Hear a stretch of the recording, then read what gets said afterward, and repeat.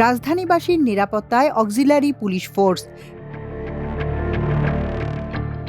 রাজধানীর বিভিন্ন আবাসিক এলাকা, শপিং মল ও মার্কেটে অক্সিলারি পুলিশ ফোর্স নিয়োগ দিয়েছে ঢাকা মেট্রোপলিটন পুলিশ ডিএমপি। নিয়োজিত বেসরকারি নিরাপত্তা কর্মীরা অক্সিলারি পুলিশ ফোর্স হিসেবে কাজ করবেন। তাদের গ্রেফতারের ক্ষমতাও থাকবে। তাদের হাতে একটি ব্যান্ড থাকবে, লেখা থাকবে সহায়ক পুলিশ কর্মকর্তা।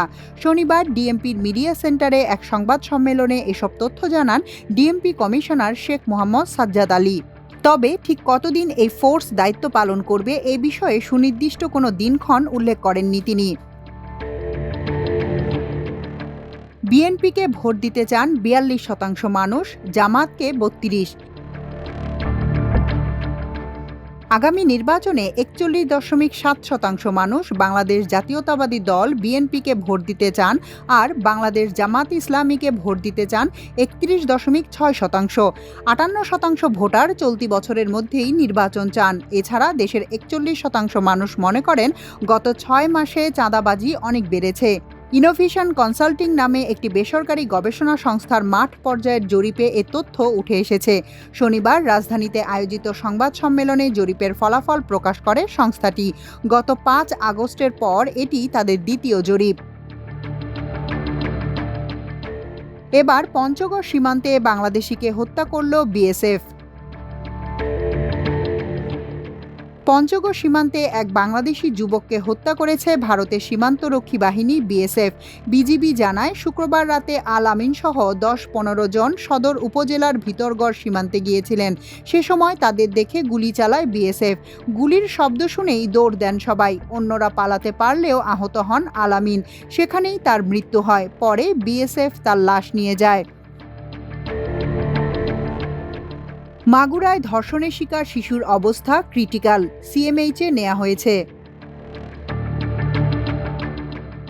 মাগুরার নিজনান্দোয়ালি গ্রামে ধর্ষণের শিকার ৮ বছরের শিশুটির অবস্থা ক্রিটিক্যাল হওয়ায় ঢাকা মেডিকেল কলেজ হাসপাতাল থেকে সিএমএইচে নেওয়া হয়েছে।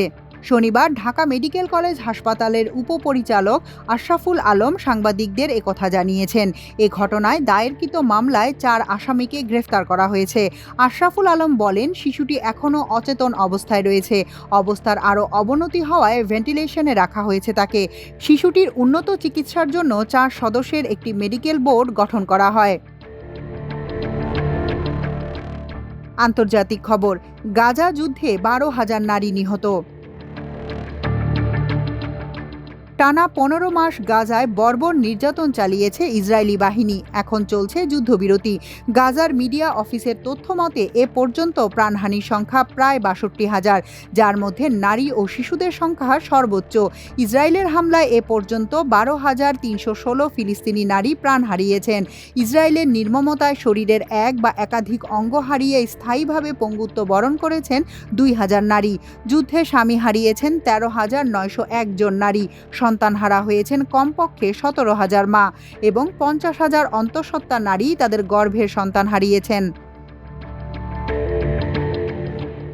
সবশেষে খেলার খবর। চ্যাম্পিয়ন্স ট্রফির ফাইনাল আজ। খেলবে ভারত নিউজিল্যান্ড। আজ চ্যাম্পিয়ন্স ট্রফির ফাইনালে সাক্ষাৎ হচ্ছে ভারত নিউজিল্যান্ডের।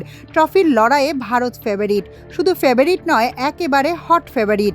চ্যাম্পিয়ন্স ট্রফিতে এখন পর্যন্ত খেলা সবগুলো ম্যাচে জিতেছে তারা। ম্যাচের আগে একাদশ আর উইকেট নিয়ে চলছে আলোচনা। দুবাইয়ের যে পিচে চ্যাম্পিয়ন্স ট্রফির ফাইনাল খেলা হবে তা একদম নতুন নয়। যে উইকেটে ভারত নিউজিল্যান্ডের ফাইনাল ম্যাচ হবে সে উইকেটে একটি ম্যাচ খেলেছে পাকিস্তানও। তাহমিনা তাসির, আমার দেশ।